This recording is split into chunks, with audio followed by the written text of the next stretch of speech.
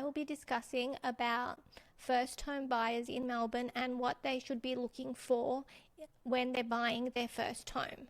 So some of the traps that you might come across. So the first trap is special conditions. So some special conditions can put the onus on the purchaser in regards to things like when you take responsibility for the property, and accepting the property as is from the day of sale, whether you've checked that everything in the property is in working order or not. So it's very important that before you sign the contract, you have your conveyancer go through the special conditions for you and explain them to you in detail to make sure that you're aware of them, and that if there is anything that is too onerous on you, that they are amended before you sign the contract. Other red flags to watch out for is things like unapproved works or compliance issues, disputes with neighbours or an owner's corporation dispute or with the council. Sometimes damage that is discovered after you've signed, even if it existed before but you didn't see it, or sometimes there can be extra costs that you may not have been aware of. So before you sign, it's important that you go through the contract clearly and have a clear understanding of all of the general and special conditions in the contract. Things to look at as well are things in the section 32. So with the section 32, that is where all of the information is included for things to do with the property, such as if there's covenants or easements on the property that can restrict you from doing certain things on the land, if there's owners corporations and there's certain works that are needing to be done that may increase the funds that you need, or that can bring in special levies and things like that that you may have not have planned for. Also, if there's notices from councils about either unapproved works or if there's cladding, those are all important things that would come up in the section 32 that are important to make sure that they're carefully checked and that you are aware of them, and that you, if there are going to be extra costs, you have budgeted for those things. The other important document is the building regulation certificate, which is sometimes included in the contract. That document is important because it refers to renovations and permit history.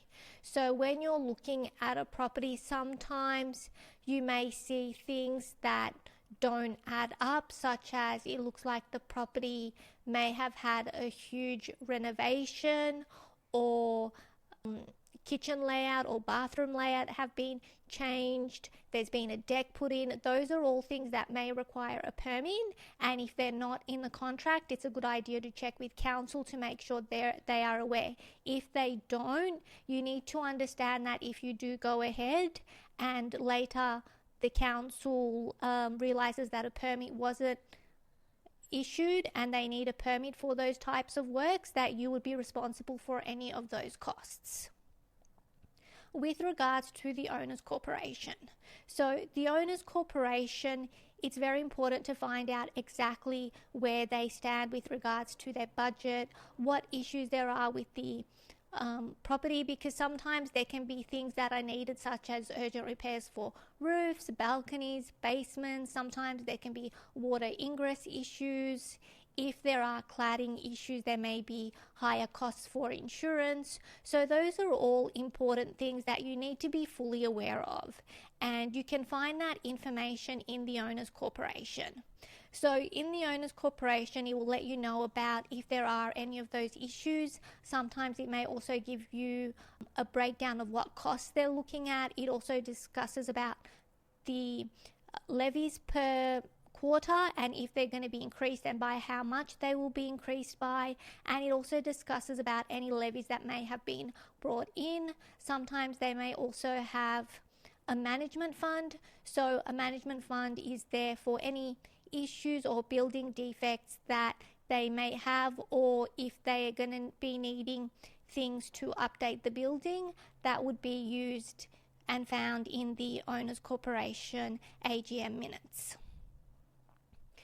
So it's important to have a conveyancer who can check and look at all of these things for you to make sure that you are aware of everything that there is to know about the property to protect yourself, so you know what you're getting yourself into and that you have enough money to cover any unexpected costs that might come up.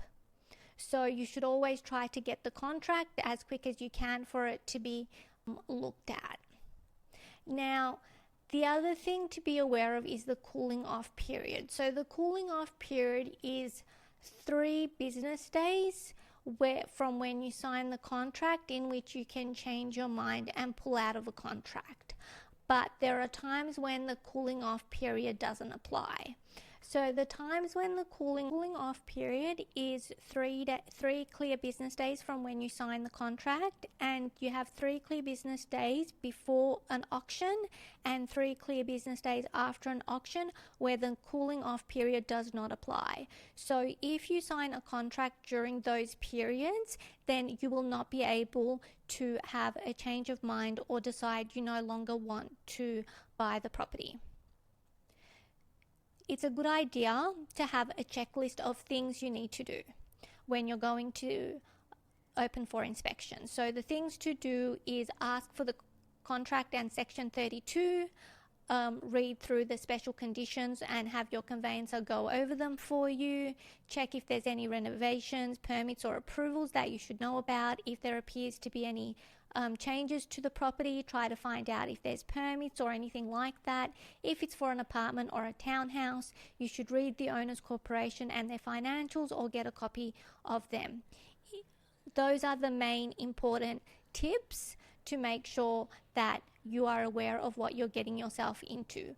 Another layer of protection that you can add is when you are buying a property, you can apply for title insurance. Now, title insurance is available and can help you in the event that there are defects that you were unaware of, such as unapproved works, or if there's issues with the boundary.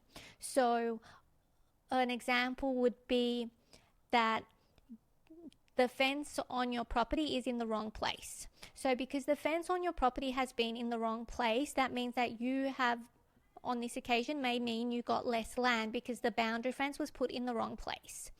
If you do a survey of your land and you realize this and you want to move the fence, your neighbor, who may have lived there for 10 years or more, may have been taking care of that extra area of land. Therefore, they can apply for adverse possession to get that extra piece of land. This is where title protection can come in and help you to either get that piece of land back or provide some kind of compensation. They may also be able to help with unapproved works such as decks and things like that that may not have the necessary approvals.